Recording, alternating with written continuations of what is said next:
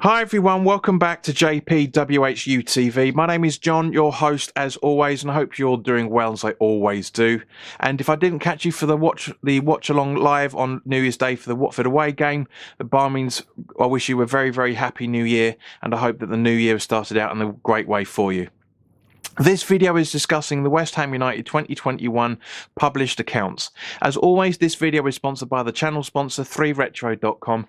Please click the link in the description below that will take you directly through to the West Ham section of their website, where you can purchase some really nice retro gear, guys, as you can see from the icon that's up here. Excuse me. Along with Admiral and Umbro Clout and Blue track jackets, polo shirts, sweatshirts and t-shirts, so go check those out. Any purchases made through the link in the description below, the commission that the channel would normally be getting, I'll be sending directly on to Iron Supporting Food Banks, the charity in the Newham area that are helping those in the Newham area that are reliant on food banks over the last few years to put food on their table, quite frankly, guys. So go grab yourself a really nice retro shirt. Depending on what you're purchasing, you'll be saving between 5 and 15 quid in comparison to the club shop, and you'll be helping those that are less fortunate than you and I. Now, the accounts were published on the 30th of December, which is the earliest they've done for quite some time. As you guys know, I've been keeping an eye on the accounts over the last few years, and it's been roughly mid to late January that they've been publishing the accounts. Now, the cumulative loss up to the end of the 1920 season was £232.6 million, and I said I was worried about that we had a really, really bad loss. And heading into this season, it's absolutely no different. That value still remains the same. Now, for most of us, the tax year is from the 1st of April to the 31st of March, but for football clubs, it's from the 1st of June to the 31st of May. So this is from the 1st of June 2020 to the 31st of May 2021. Now, there is reference in there that shareholders invested £30 million as of the 1st of July 2020, so, which is all good, but I'm not going to talk about Karen Brady's pay rise. I refuse to give that woman any airtime on this channel. So if you want to discuss that, go and talk to Kieran Maguire about it. I don't want to talk to her about. I don't want to talk about her at all.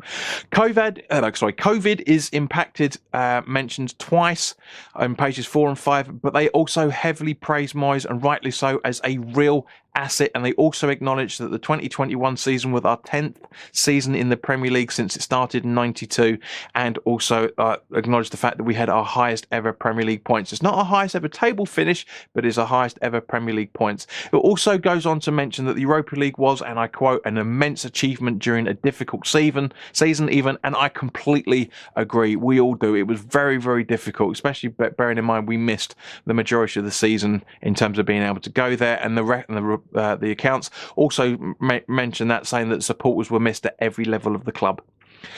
Now, confirmed turnover is £192.7 million, up 53.2 from the 1920 season, which was £193.5 million, which was £51.2 million up on the 1819 season. I know accountants can wipe stuff off and all the rest of it, but this is primarily driven by the increase of the broadcast deal of a TV broadcast deal, I should say, of £80.6 million, offsetting losses, regular match day and ancillary income, which is basically match day purchases. So when we go in and buy shirts, t-shirts, magazines, match day books, the whole lot. And it also mentions the rebate from the Premier League, as we talked about a little while ago. For those that don't know what that is, that's basically that at the start of every season, the Premier League award an X amount of money to the all clubs from the TV deal, and for those broadcasts that didn't happen between March and May in the 1920 season, that money has to be repaid back. So that's what they're talking about here. There's £8 million that needs to be paid back to the Premier League. A lot of it's been offset by income from the 1920 season, but the rebate has to be paid back between this current season and next season as well. Now, match day income was just £500,000, which is not bad when you think about it. Bearing in mind there was, we only had 2-3 games at the end of the season. which is a £22 million loss, and an impact of commercial revenue was £19.4 million, down from £6.5 million on the 1920 season. Despite lockdown, however, retail was up £1.1 million on the 1920 season to £9.7 million, which is again completely understandable, because at the end of the day, guys, this is the 125-year anniversary, so hence me wearing this shirt. There were lower staff costs, but no redundancies were made, as myself and Gonzo and a few other people talked about when that information came out, in comparison to other clubs. So again, I praise the club for not letting people go during a very, very difficult season and period of time for us all, because it's coming up to 2 years in what, 2 months, just over 2 months. Total estimated impact on the season from COVID of the ban of supporters is £12.5 million. That acknowledges the refund of the scheme to season ticket holders. As we know, we could either take it as club cash or to have it back to the account for every single fixture it was. And the majority of us did have a refund, but a lot of us had a club cash as well. Season ticket and match day revenue loss of £28.7 million and a corporate season membership loss of £9.1 million. Other COVID attributable income loss was 4.4. So that's as I say, that's probably just maintaining the stadium, etc., etc. Operating profit for the 2021 season was £33.2 million, up £58.5 million compared to the 1920 season, because we made a loss of £25.3 million in that time.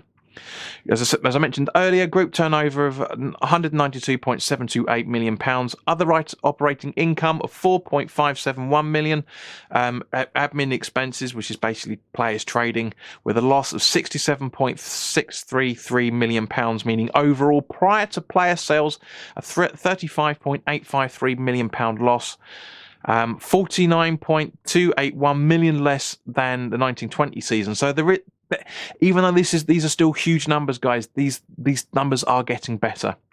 Now, the profit on disposal of players, which is basically player sales, is £17.436 million, and a loan player income of £148,000, meaning an overall group loss of £18.269 million, £41.932 million better than the 1920 season, showing a £60.201 million loss. This suggests a net spend of, unless I'm reading it wrong, of £50.197 million. Transfer market shows for 2021 season, both the summer and the January transfer windows, of £51.03 million. So I'm not really sure where Kieran Maguire said in his previous tweets the other day. He said there was a net spend of minus £3 million. I might be wrong. I'm not an accountant, but I can add. And so can the guys at Transfer Market by the looks of it. So I'm not really sure where he's gone with that, but I'm sure he's got his reasons, and I'm not doubting him. I'm not mudslinging him in any shape or form. I just point out to you guys the disparities between the two. Wages and salaries are £112.892 million. And that's not just wages of the football players. That's every single person, down from the cleaners up to the executive boards and everybody in between. But we have saved £1.899 million on the 1920 season. So doesn't really make much of a difference getting rid of those big players, does it really? Now, the profit and loss, which is basically the most important side of things, it basically shows all the money you've coming in and all the money you're going out. It's basically like your balance sheet of your bank account. You get, for example, if you get paid £2,000 a month in your wages and you're spending £2,500, then it will show that you're making a £500 loss each month. That's the thing. Now, the profit and loss shows the same loss as the 18-19 season of 232.6, as I said, at the million pounds, as I said at the start of the video. But overall, the club made a loss of 26.591 million, over half of the 1920 season. But this means we went into this season of 21-22 with a loss of 259.519 million pounds. Now, that is worrying. Everybody had a go at me last season saying we're not in that much debt because David Sullivan doesn't say it, but guys, it's there. Again, there's a link in the description below, right to the account, so you can see what I'm talking about. It's the majority of the way through the document. We are trading at a loss of £250 million. Now, That's not too bad, as I said, because the losses are getting smaller in comparison to the 18-19 season, but for the 2020, the 19-20 season, I should say. But in comparison, it's not good. We are still in a lot of financial trouble. So, guys, as always, thank you very, very much for your time. I know I've been giving you a lot of numbers here, there, and everywhere, and it is hard to, it took me a while to decipher, go through everything, double check things here and there. But as I say, we are trading at over a quarter of a billion pound loss. There's a lot of things that the club still need to do. Now, of course, that doesn't include the injection of money that Kretinsky put into the club in the summer of 2021. That will show up in the 21-22 season accounts, which I will go through with you hopefully this time next year. So, guys, in the meantime, put your comments in the comment section below. Let me know what you're thinking on this. For those audiophiles, you may have noticed a slight change in audio.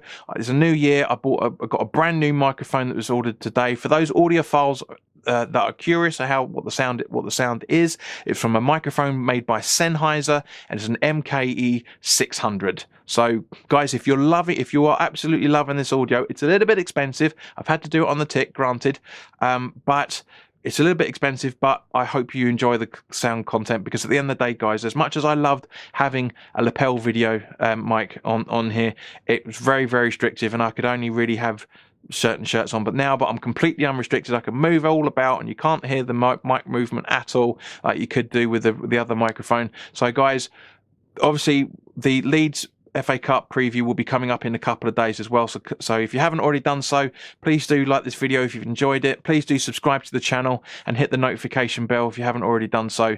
And I will see you very, very soon. All the best now. Take care.